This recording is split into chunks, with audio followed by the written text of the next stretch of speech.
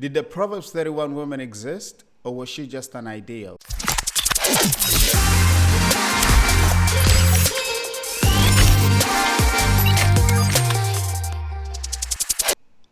If the Proverbs 31 woman existed, why didn't Solomon get married to her?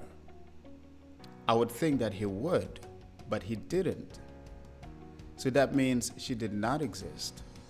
So that leaves us with one other option, that the Proverbs 31 woman is an ideal woman. My analysis is that the Proverbs 31 woman is an imaginary woman of Solomon. Influenced by his wisdom, he imagined the highest quality, the best qualities of an ideal wife. What qualities does an ideal wife possess? Solomon was a man who was in search for knowledge and wisdom. And he seems to compare things in his writings in Proverbs. He would compare wisdom compared to the wealth and the riches of the sea. So if the Proverbs 31 woman existed, he would have gotten married to her and then compared her to the 700 other concubines that he also had.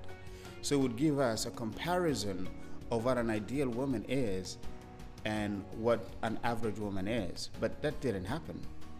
That means he never got married to an ideal woman, because an ideal woman does not exist. What does the concept of an ideal woman even mean?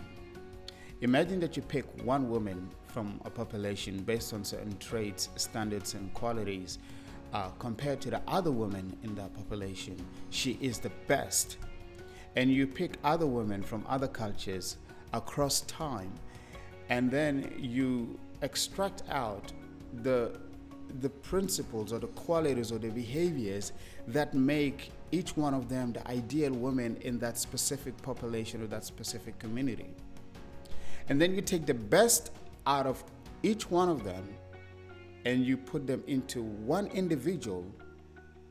Then that one individual becomes the ideal woman, because she is the product of the best of all the women that you have picked across time and across cultures and communities. Christ is the image of the ideal man in the Christian faith. But Christ was prefaced by many prophets and judges that came before him. They were what you call shadows.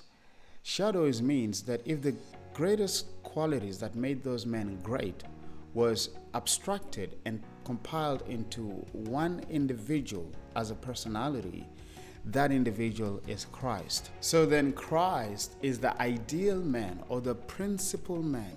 What does it mean to have an ideal man, or why is it even important to have a principal?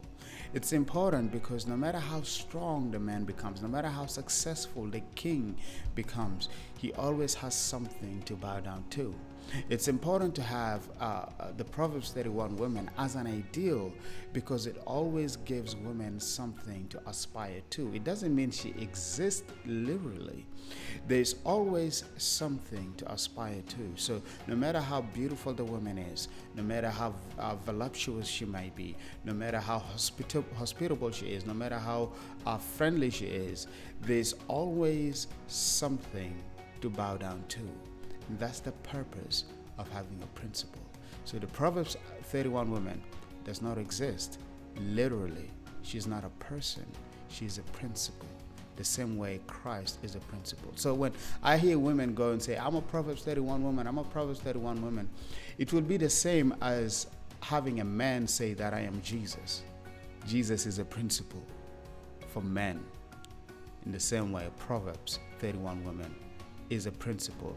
She's not a real person, an ideal, but not a real person in terms of flesh that you can get married to. Even your wife that you're married to, even your girlfriend, no matter how perfect that you think she is, all of us, man or woman, have something to bow down to. And that is my message for today.